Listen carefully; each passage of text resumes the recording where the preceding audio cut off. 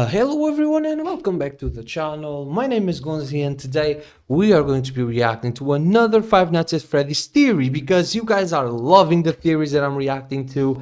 Today's theory is from Rightos, one of my favorite theorists out there. Shout out to Rightos, shout out to the homie. Did Scott Cawthon directly confirm lore? So without further ado, let's react to this thing, man. Let's go. Shout out, Rye. Let's get it. There are countless debates in Five Nights at Freddy's. Yes, they are, my brother. brother. Many of them are genuinely unanswered. Shout out to the Things cat, like what's bro. inside the Shout box, out to the because kitty. apparently even Let's Scott go. doesn't know, or what this funky little guy in FNAF world is. But one debate rings true amongst the entire fandom as truly Pink a water, by the way. head-scratcher, and that is, what does the secret minigame in Midnight Motorist actually tell us? I have my take on it. I made a full video on it not 9 months ago, but something major dropped a few weeks ago that gives us nearly a confirmation on one of the main aspects of this minigame. So we need to talk about it. Slices, put on your aprons, and let's bake ourselves a theory. So what is Midnight Motorist? Well, technically just this purchasable minigame within FNAF 6, or Freddy Fazbear Pizzeria One of my Simulator. favorite It's one of games the on many FNAF. arcade games you FNAF. can buy and It's free on test Steam, to go earn play it tokens if you never in the played it pizzeria. before. But when you play this game, right before it ends, there's this missing section of wall on the bottom of the screen. Yes, And if it you go is. There through it it, is. you actually gain access to a separate minigame in the files labeled as Later That Night, leading many to speculate that this secret lore minigame takes place after the security puppet minigame, Yes. in which Charlotte Emily gets killed and left outside of a Freddy's. Note the similar raindrops and tire tracks. Whether or not that's true, Later That Night sees us driving a purple car through a wooded road and visiting various stops. The first one we can visit is this clearing in the woods with a strange lump in it. Then we can go to this building called Junior's. If we try to enter, this green man tells us, quote, "Come on, you know you can't be here. Don't make this more difficult than it has to be."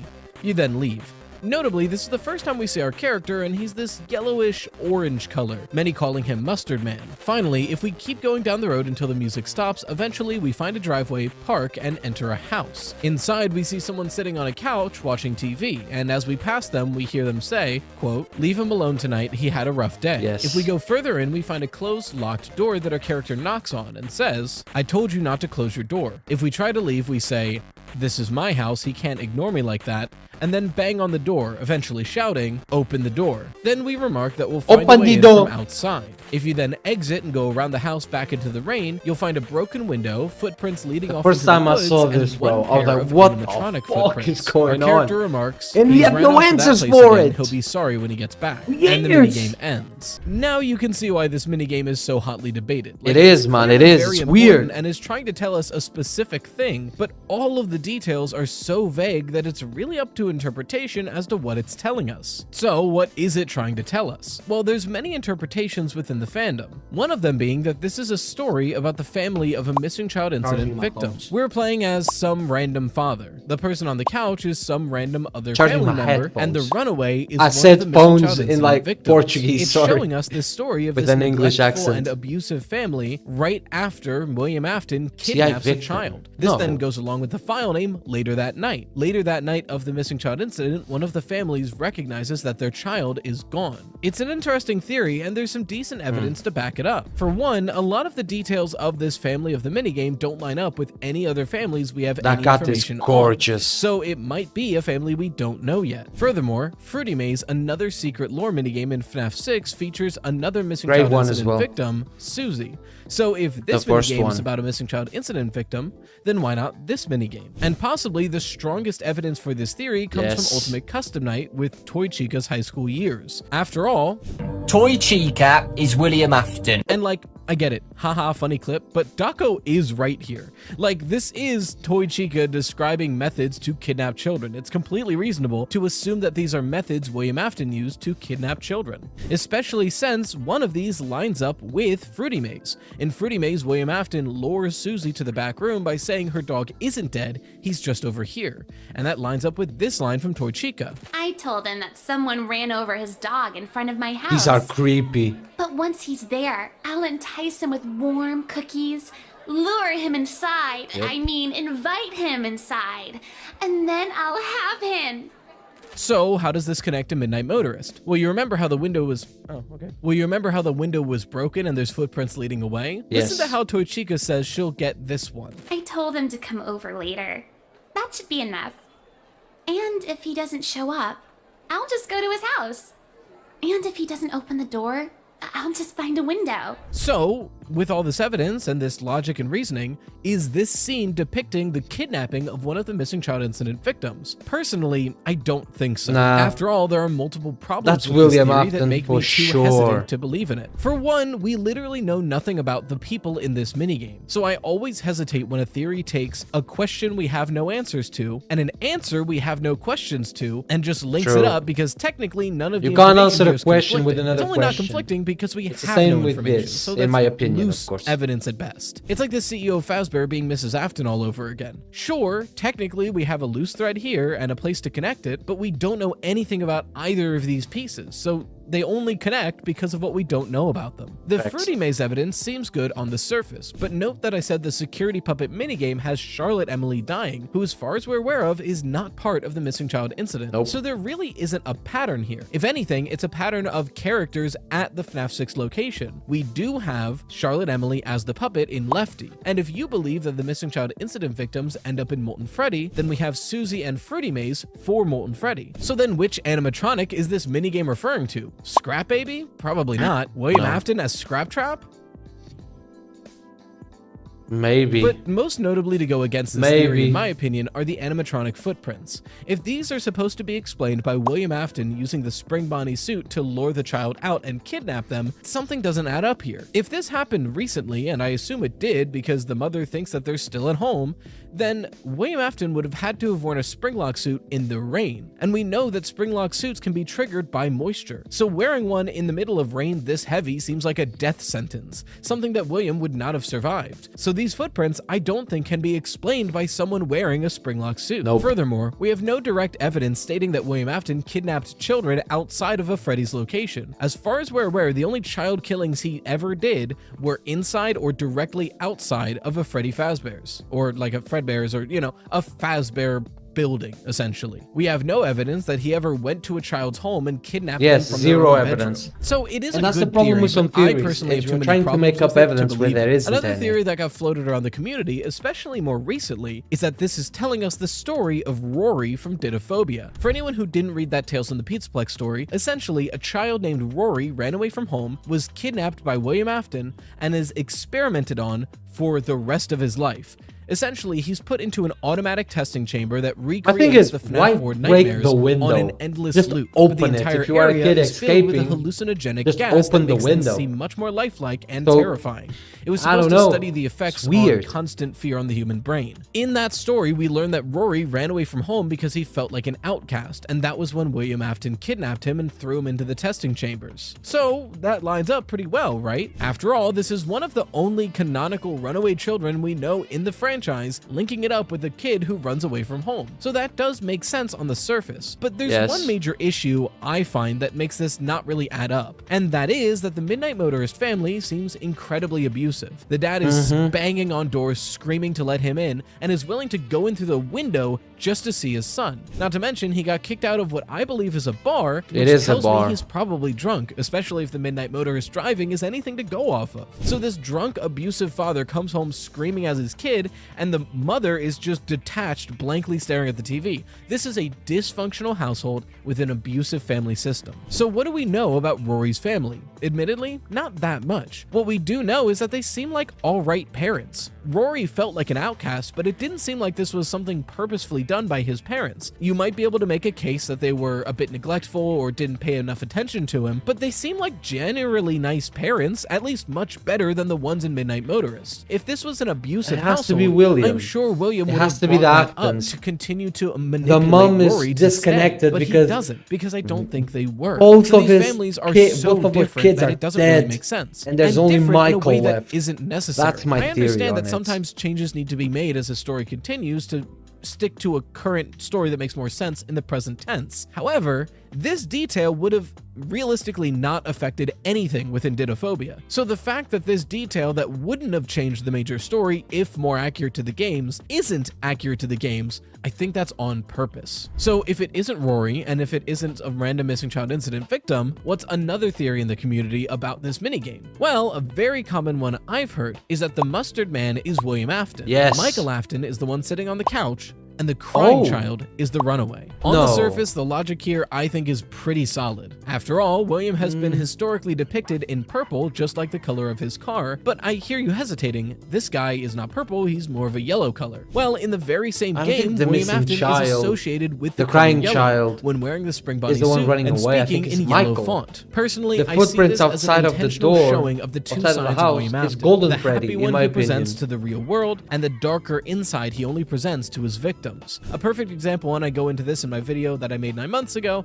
but I'm just going to pull it up right here, is Steve Raglan from the FNAF movie. Great Something that I movie. think was I really loved it. smart is that Steve Raglan, aka actually William Afton, when we first meet him, is wearing a yellow suit with a purple tie. His calm, nice outer shell hiding his twisted insides. I think that is a perfect characterization of William Afton, and I think we're seeing that in Midnight Motorist. The yellow is his exterior self. Then, for the person sitting on the couch being Michael, I mean, look at Sister Location. Every night except the one we get kidnapped in ends That's with a good Michael point. sitting on a couch and watching TV. It seems like it's something he likes to do. So if we see him in the very next game sitting on a couch and watching TV, admittedly that makes a lot of sense. But for me, this stops adding up when we get to the crying child. Yes. Because this runaway seemingly broke through a window and ran away in the middle of the night. And I just don't see the crying child doing that. We only get one game of characterization for the crying child, and in that entire four. game, the crying child is solely a sobbing mess who cannot do anything but crumple into a ball and cry. So Yep. why would he break through a window and sprint away? That seems like a drastic change of emotional It pace is. for this character for me, let alone because of an animatronic. After all, he seems terrified of animatronics. And even Exactly. still, if the animatronic is the cause of this, what animatronic would have been outside his window? It just doesn't quite make sense. But I will say, of the common theories in the fandom that are not the one that I currently believe, this is probably the one I believe second most. And that's because it is very close to the one I believe. The theory I believe for Midnight Motorist is that William Afton is the mustard man, but the person on the couch is Mrs. Afton. Yes. And Michael is My the runaway guy. child. In My the theory guy. I made 9 months ago, I state that this is a moment after the crying child has died, later in the night that William Afton killed Charlotte Emily. Some of the details around this game have changed since I made that video after working on a timeline this year. The most up-to-date version of what I believe about this minigame is that William Afton goes to kill Charlotte Emily to try to convince Henry to help him in his plan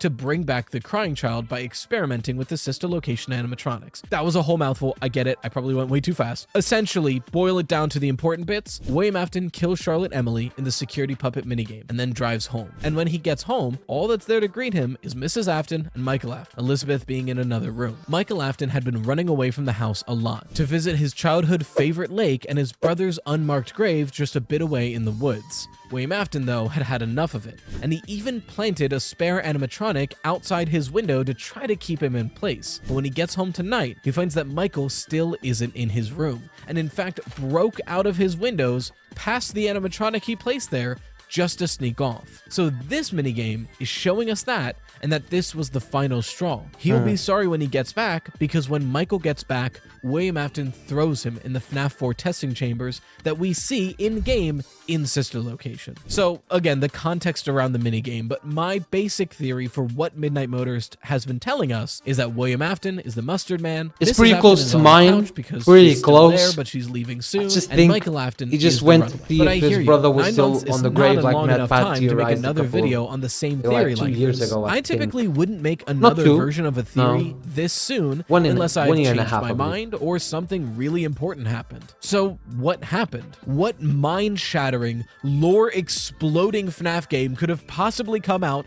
that have repercussions for the entire FNAF timeline? That's in FNAF World? Yeah, I'm not kidding. I'm exaggerating for a bit, No, it's but not. I'm 100% serious. So if you guys somehow missed it during the FNAF Anniversary Week, one of the weirder, but one of my favorite releases we got was a demo for 5 Laps at Freddy's, an Unreal Engine yes. kart racer all about Five Nights at Freddy's made by the team over at Click Team. It's very silly, it's very fun. The demo is filled with bugs, but they're working to fix it, and the base game itself is really fun. Let's go. How could this game possibly have relevant lore inside of it? Well, one of the tracks is juniors literally called on it. Midnight Motorist. Yep. Yeah, I'm not kidding. Like, this is the Later That Night minigame with the original Midnight Motorist sprinkled in as well, with a really cool homage that in night mode it almost looks one-to-one with that arcade game. It does. Really well done stuff here. But now we can explore this minigame in a detailed and 3D environment to see anything we might have not been able to see in the original. Although, to be honest, this map doesn't reveal too much. We get some nice shots of juniors, and we even get to see the lump, but admittedly, this lump is probably the only lore-relevant detail of this map, and that being, it's not just this mound that we saw in the minigame, but a large rectangular bump. In my opinion, this is a lot more grave-like, and it is. in my opinion, supports my interpretation that the crying child is buried here. And actually, there's a pretty funny Easter egg that if you go out of bounds underneath the ground to try to clip into this lump to see what's in there, there's some dev text that literally says, "No secret lore here," which is a very funny Easter egg. It is. Props to y'all. That's really good. So if the Midnight Motorist map isn't the big lore reveal of this demo, what is? Well, the car named Midnight Motorer, which is literally the purple car from the Later That Night minigame, adorned with a spring body antenna topper. So, orange guy is William Afton. Confirmed. Case closed, right? Well, kinda. One of the big points of contention surrounding this game is if we can even take whatever lore it presents seriously. After all, every other side game so far in the franchise has been outside of the game's continuity, and accepted as such immediately. Things like Freddy in Space 2 and 3, Fury's Rage, not FNAF World, that's a mainline series game, but things like those side games that Scott made by himself. There's silly bits in it and fun references to the lore and weird mashups, but nothing we were ever supposed to take seriously. Sometimes they can be used for supporting evidence on some of the ideas in Scott's head, but no major cruxes of any theories. However, before now, like I said, those were independent games made by Scott and maybe a few other people and some artists. They were fun side projects as a gift to the community. That's all. 5 Laps at Freddy's is a full racing game made by an independent team of developers, officially being produced for Five Nights at Freddy's and promoted by Scott Cawthon. So important that it was the second to last reveal for the 10th anniversary of Five Nights at Freddy's. So we have to consider this seriously and look at the game and decide if we think it's in the continuity or not. Well, it can't have literally happened because it's like a kart racer. Like, that can't be something that occurred naturally in the timeline. But I've heard the argument that it might be an in-universe game. After all, the Steam page presents it as an in-universe game for the continuity. So, is it? I would buy that if not for the sinkhole level of the demo. And although technically Fazbear does know about the sinkhole because of the epilogues and them trying to turn it into a museum, it was closed off and forgotten soon after. So outside of some corporate execs, which might have already been a part of Glitchtrap's empire, the only 4 humans we know of in the games that definitely knew about this sinkhole are Vanessa, who probably wouldn't tell anybody about it, Gregory, who would probably keep it to himself, Cassie, who so far does not make it back out of the sinkhole as far as we're aware, and the protagonist of Help Wanted 2, in my opinion, Cassie's dad, who dies at the end of the game. So none of these people are going off to Fazbear to make a level for a kart racer. Again, technically, someone at Fazbear could know about this because they were going to make that a museum for the Pizzaplex, but nobody who works at the Pizzaplex knows about it. So I would wager to bet that this got hidden and pushed aside like a lot of the other parts of Fazbear's history. So if this game doesn't take place in the continuity timeline, and this game doesn't exist as an in-universe game within the timeline, can we take the lore that it presents seriously? Well, for now, I'm going to use this game much like I do the Silver Eyes novel trilogy. Does this game take place in the timeline? Most definitely not. But it's built with the same blocks from the same franchise that we already know about. So if there are any major themes or huge aspects of lore in this game, then I'm willing to take it into consideration for the main timeline. And this car is something that exactly fits into this definition. Like, if there's a map take it at that face has a value, poster of basically. Montgomery Gator Don't go and, too deep in it, Fredbear's, but then I'm willing to take be it like, into it's account, set I think is dressing, what it's probably Ritos not is in saying. continuity, probably not serious, Which a is funny what story. I've- But if one of the I would major do as well, cars, the to be Midnight honest. Motorer, has this spring body antenna topper right in the main point of the game, if Scott didn't want that there, it wouldn't be there. True. So the fact that he's willing to have this be one of the 3 cars of the demo, I think says a lot. So that's where I'm at. This game, in my opinion, I fully is agree pretty with solid Ritos said. confirmation that William Fully Afton agree. is the mustard man of the It Later is. That Night That's minigame. confirmed Does for this sure. prove that my theory is true? It mostly proves that I'm on the right track, but Yes. there's still argumentation between is the other two people Michael and the crying child or Mrs. Afton and Michael? Yep. Or hell, I've seen people say it's Henry and Michael, and Henry was babysitting that night. That's why he wasn't at Freddy's when Charlotte gets killed. There's a lot of ways to interpret this, but I'm taking this game as some damn strong supporting evidence for my theory. So there you have it, guys. Shout out to Rightoast, one of my favorite content creators on YouTube, one of the GOATs in FNAF theorying. Shout out to him. Shout out to you, Rai, if you're watching this video. Massive fan of your work, man. Keep doing what you're doing, bro. And shout out to your cats, bro. Shout out to them. Hope they are doing well, man. Hope you guys enjoyed as much as I did. Phenomenal video, phenomenal work by Rai. Before you go, don't forget our views on the channel, bro. Come on, man. Keep God first as always. Drink water, go tell somebody you love them, and if you're here, you know what to do, man. Like the video, subscribe to the channel. My name is Gonzii, and see you guys tomorrow. Goodbye!